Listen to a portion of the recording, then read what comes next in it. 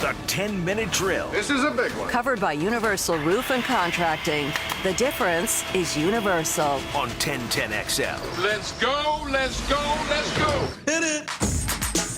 All right, this is sports concepts and rationalizations from the world of last night. After we yell and scream and rant and rave, we'll give out a little prize pack.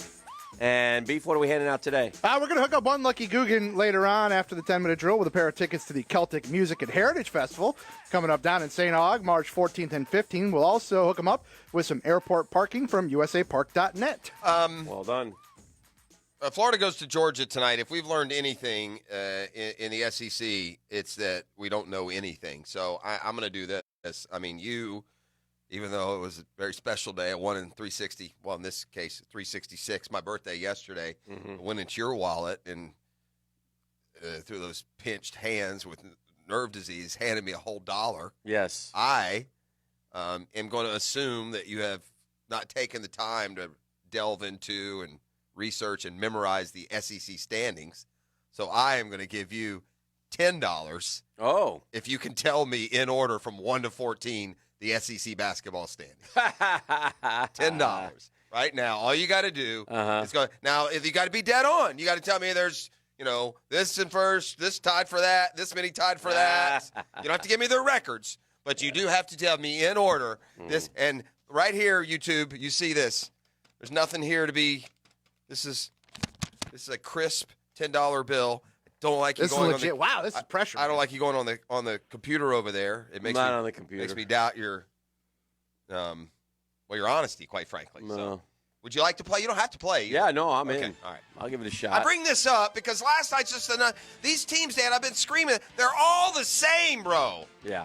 In Kentucky, again, I don't want to say I told you Kentucky's not that good either. And blowing a 17-point lead at Tennessee last night kind of proves that. So Kentucky's in first. Kentucky is in first place. Vanderbilt's in last. You do not have to tell me their record. They're 14-3. Vanderbilt is in last. They're 2-15. All right, we need ties as well. $10. Dan can play for $10 American dollars. I need a pencil. I need a writing utensil. Yeah, those are the new gold standard around here. Give me something to write with quickly. I fatten us up on salt. Get him in the eye. We're back to ink pens being the gold standard. Anything that works. Look at it. That's not going to work. No, that's Chappie. my pen, Chappie. Go in there. Chappie, just give me a pen. No, not that's that fine. one. Give it, Chappie. No, it's going to bleed through all your stuff. care. Just Who stop cares? it. You're right on the Move the back of that, paper. at least. Yeah. Damn it. Those are pencils, Oh, Chappie. for Pete's sake. They don't use them in school anymore. Hold Chappie on a doesn't know it's second. pencils. You don't tell an intern to do a man's job, okay? Okay, here we go. Jeff's off to raid his hoarder's stash of pens. It's the king of the pen and salt cartel. Boom. 1, 2, 3, 4, 5. Come 6, on! 7, I'll take penis bite here. Get up out of my chair and walk around. Kind of like the smell of the Sharpie, though. Kind of gets me Dan going. Hickens now Dan's high lit, on fam. Sharpie smell. Ah! All right, I think Auburn's in second. you think Auburn is in second? Yeah. Yeah, okay, again, remember the prerequisite on claiming the $10. What's that? They're not. This is the last time I'm telling you. They're you got to tied. Go, they're not in solo second, so I need to know who they're tied with. Oh, God. This is the point, American not to be so hard. I think, so I've gotten 1, 2, 3. I think, is Georgian second to last? yes, Okay. with an All right. asterisk. They're tied also. Yeah. This is hard.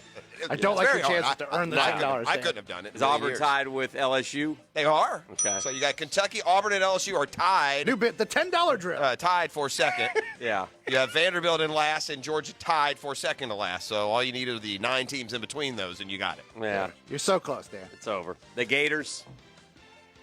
The Gators are in fourth, Yeah. alone in fourth. Yeah. I'm giving no more hints because we're getting too close to. I value my $10 too much to give any I more wouldn't worry hints too or help. much about it.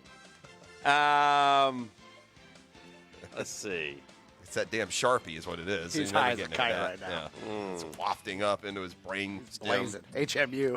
frontal lobe right now, pulsing. I'm going to take, on top of all Georgia, inhibitions gone.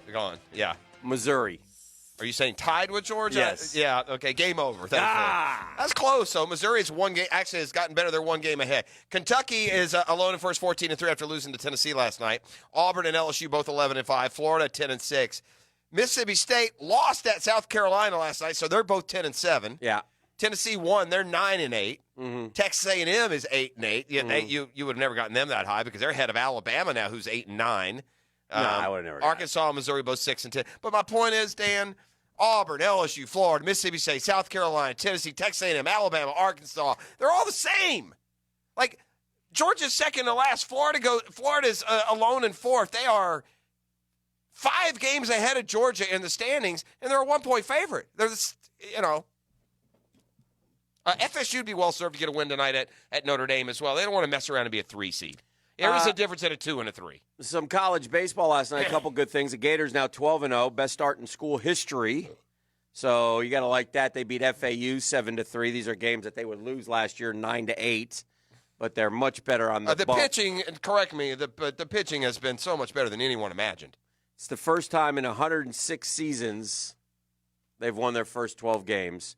They have Florida A&M today, and then that one. And then they have a 3-game set with USF this weekend. So this conference should be starting before too long, shouldn't it? Next weekend, I think. SEC, once again, strong. Oh, yeah. And then FSU moved its game. They were going to go to Macon to play Mercer, and then there was inclement weather, so they said, just come down here and play. And they moved the game time, and Mercer was going to win. FSU tied it late and then won it with a walk-off, and the walk-off was by Tyler Martin, who's the son of the coach, Mike Martin. What? Jr., yeah. So we had Mike Martin Jr. playing for Mike Martin, and now we have Tyler Martin playing for Mike Martin Jr. Yes. I have good news for Tyler Martin's kid when he has one. Well, and the good news for Tyler Martin is he's hitting 378. So it's also good talent. Yeah. He's there because he's a good player.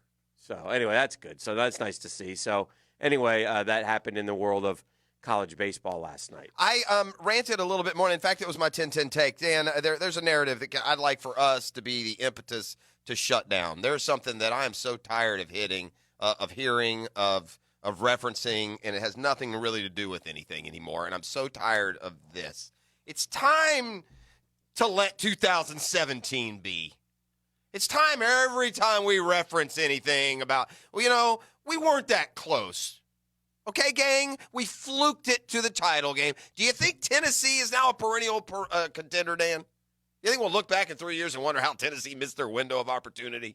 That team careered it. They fluked it. Bortles played the best football of his life. The defense stayed healthy. It forced turnovers. They took advantage of the schedule. They had one great road win at Pittsburgh in the playoffs. But that team, it's just like when A.J. Boye, I got to listen to, I got to see the other 8 people that are gone from a team 3 years ago. You don't have to, but I think that it's a year in our history, and I don't think it was that fluky. When you have a great defense, you think that you're built for the long haul. Clearly, I think that was. But now it is. Maybe at the time you didn't think it's fluky. It was obviously fluky. That's unarguable. I think it was done in by some malcontents. All right, let's Delvin and Jalen and. I guess I'm questioning the reference point from this standpoint. I mean, they mentioned Boye, so they now add him to a list of people on the 2017 that aren't here. So I want and the 2018 defense was also a top 5 defense too. But they're referencing 2017. Like that was. Well, as good as it's ever going to get. I mean, Well, it's not as good if it is, and our franchise is in trouble. Yeah. Malik Jackson helping you last year or this year? No. Paul Posluszny helping you last year or this year? No. Barry Church helping you last year or this year? Well, they're all gone. That's what they're saying. Malik Jackson. But that's what we're saying. Yeah.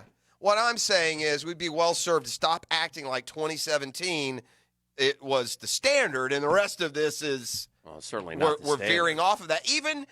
And I'll tell you how ridiculous it is. Shad Khan used as the reason for keeping Dave Caldwell and Doug Marrone 2017. Wow. And saying it wasn't that long ago. Yes, it was that long ago. I think we've made it clear how we feel about those decisions. Right. So, I think it's time to let 2017 go. It'd be one thing if we were a perennial playoff and we came within a whisker of the Super Bowl. That's kind of what happened in 99. If you look at it from their vantage point, though, for a second. But this is the reporting of every release. 2017, we were within a whisker of going to the Super Bowl. That's a fact. We were leading the AFC Championship game in the fourth quarter by more than one score. All right, didn't work out. 2018, in an effort to kind of keep the same team together and make another run, we ripped off to a 3-1 start, and everything was hunky-dory. We beat the New England Patriots, and if you remember, Patriots fans and media said, have fun winning your Super Bowl. And then Blake Bortles' cleats turned back to glass slippers. Yes, and that's basically what happened. That's what happened. Yeah, and then the rest is history, and then it's kind of gone downhill ever since. The point being, then a certain star player so ate up with the fact that he's not making what he thinks should be enough money, just couldn't let it go and play, and lasted all of a game and a quarter before he lost his mind and quit on the team. And before that season even began, the star linebacker decided he didn't want to play anymore. So there's a fine line between winning and losing, and we are way over that line. But the fine line with that 2017 team, quite frankly, end of the line, it's not, you're going to have attrition. I promise you, the 2017 Philadelphia Eagles, Dan, have probably lost that many people. That's the league. We had a bad quarterback. We didn't have a quarterback capable of keeping you as a contender. That's why it's not because Tayshaun, Gibson and Barry Church are gone. We'll see. Again, it's just referenced again. Every time we lose a player, we're going to go back to 2017. Like that's the fall of the dynasty. Why it bothers you. It just bothers because every day someone else is either being released. I mean, it's all we got. Can't we just remember every now and then and celebrate? Well, it's all we got. It's just the insinuation of it, like somehow the Jags blew something. No, they didn't. They were falsely set up as a good, long-lasting team. They were never that, or we'd be good now, is my point. Well, so every time we talk about 2017, it's like this unbelievable fall-off for a team with the sky the limit. No, it's a team that lost no starters on defense to injury all year, that scored 8 defensive touchdowns, and whose quarterback played decent for a change. That's why. Right, so then the thought was, well, okay, after 2018, well, the problem is the quarterback, so let's go. And so they changed the quarterback, and it still didn't work. So, right. I mean, I like I said, I understand where they're both coming from. Yeah, okay. I see your anger about it, though. Well, it's not really anger. It's just,